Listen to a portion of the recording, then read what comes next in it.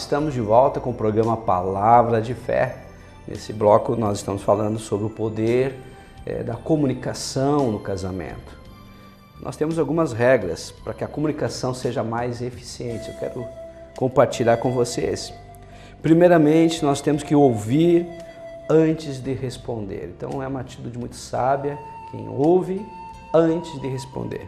Uma segunda regra, não seja apressado no falar, mas fale de tal forma que seja possível compreender e aceitar o que você está dizendo.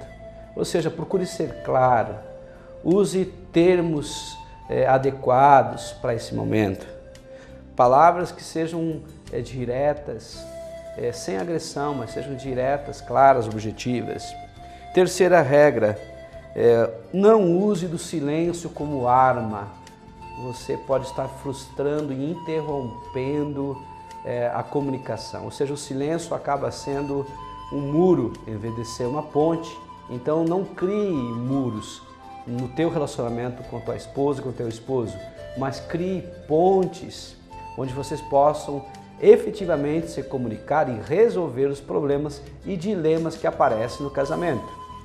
Em quarto lugar, é possível discordar sem se envolver em brigas. Ou seja, não use palavras cheias de remorso, gritaria, não levante a tua voz, mas use de uma resposta branda e bondosa, um tom de voz agradável.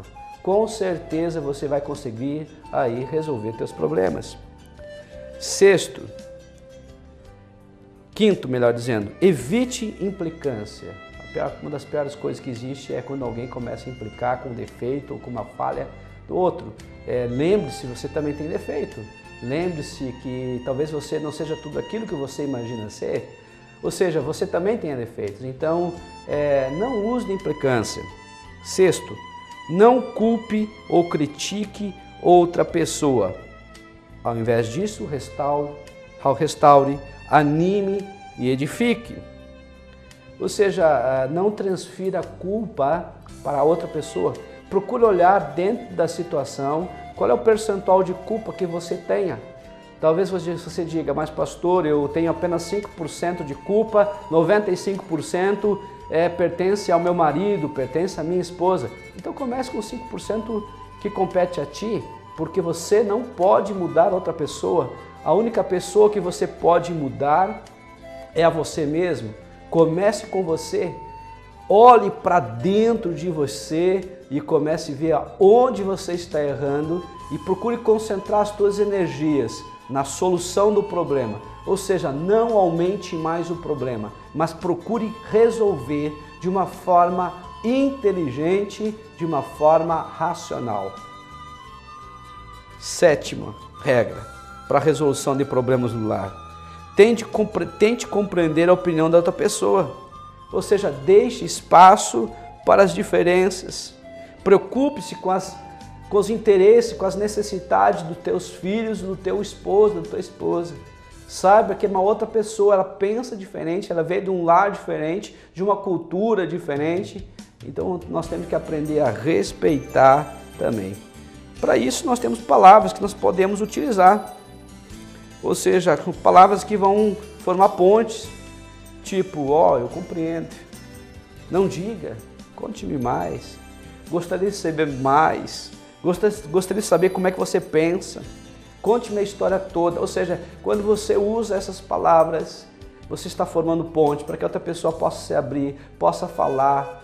Isso principalmente para os homens. Vocês, mulheres, têm que compreender que nós, homens, temos muitas dificuldades para discutir a relação.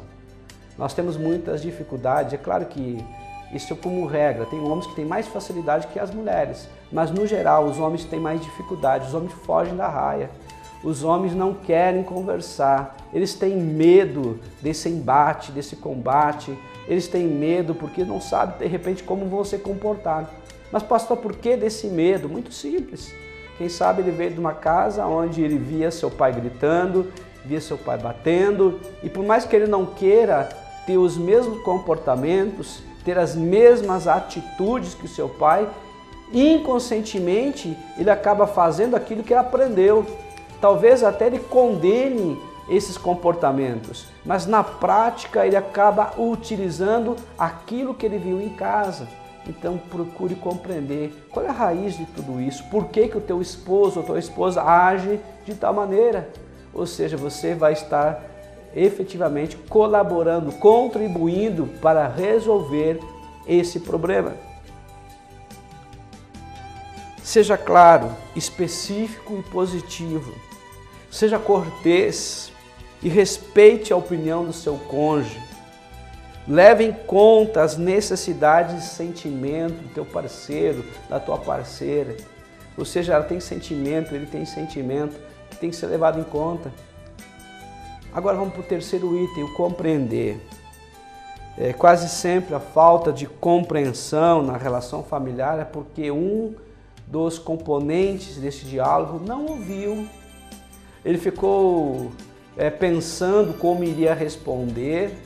Ele queria, na verdade, ganhar o debate, mas não se preocupou em compreender o porquê das coisas, o porquê que você reage dessa forma, o porquê que ele tem sentimento ou mágoa ou ferida, o porquê que ele se sente para baixo.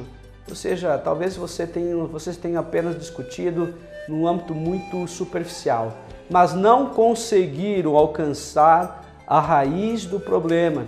E o problema persiste, porque o problema não foi arrancado, o problema foi apenas discutido de uma forma muito superficial. Deus não quer isso.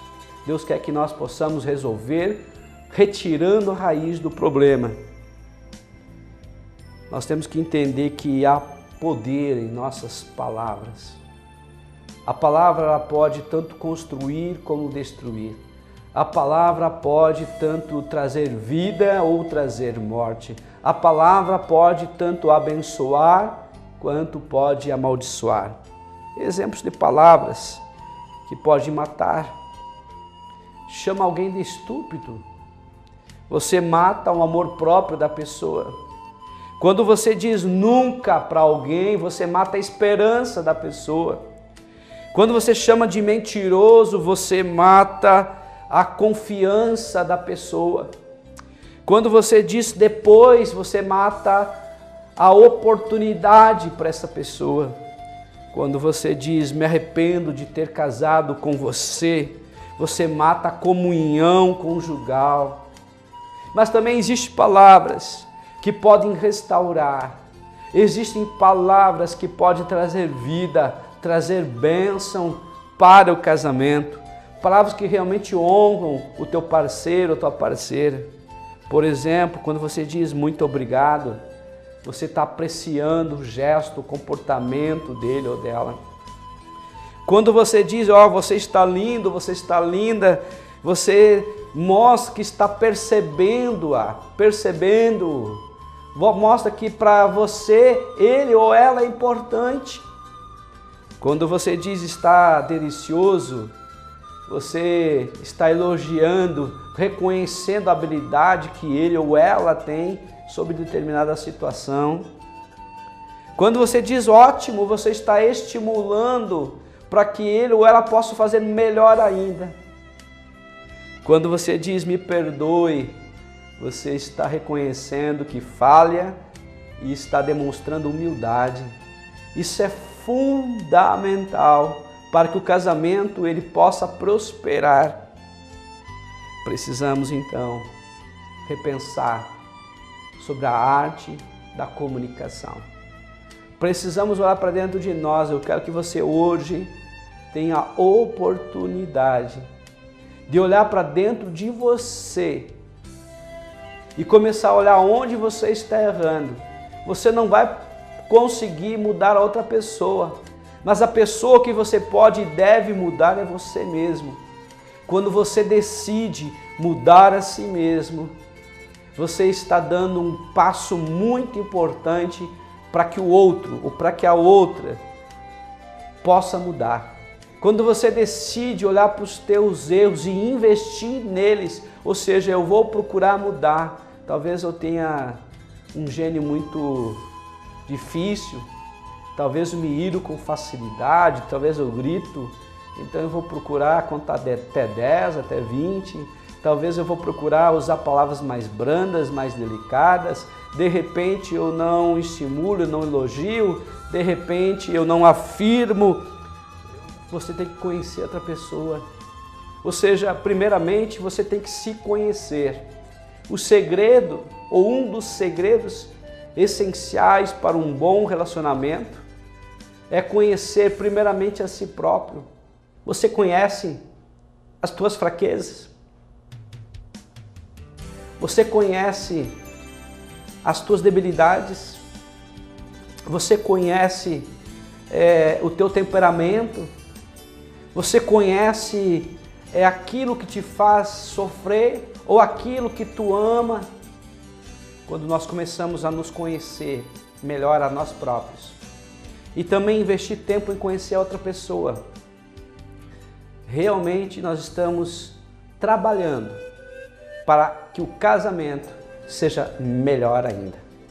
Eu quero orar por você agora nesse momento e abençoar a tua vida e o teu casamento, o teu lar, em nome de Jesus. Feche teus olhos. Querido Deus e amado Pai, nós colocamos agora, ó Pai, essa pessoa que está assistindo essa programação. Talvez um dos grandes problemas e dilemas que ela tem na vida é que ela acha que o casamento não tenha mais jeito. Talvez ela pense, eu já fiz de tudo, mas na verdade ela sabe que não fez de tudo ainda não. De repente ela precisa de coragem, Senhor, para mudar. E mudar talvez o pior inimigo que essa pessoa tenha, que é ela mesma. Senhor amado, dê coragem para que essa pessoa venha mudar o seu jeito de ver, o seu jeito de ouvir, o seu jeito de falar, o seu jeito de sentir e agir e reagir diante das circunstâncias da vida. Senhor amado, fala com ela de uma forma toda especial. Querido Espírito Santo de Deus, opera, Senhor, o teu sobrenatural na vida dessa pessoa. Que ela venha ter uma mudança radical na sua vida. E que o seu lar, a partir de então, comece a se tornar um pedacinho do céu. Muda o que tem que ser mudado.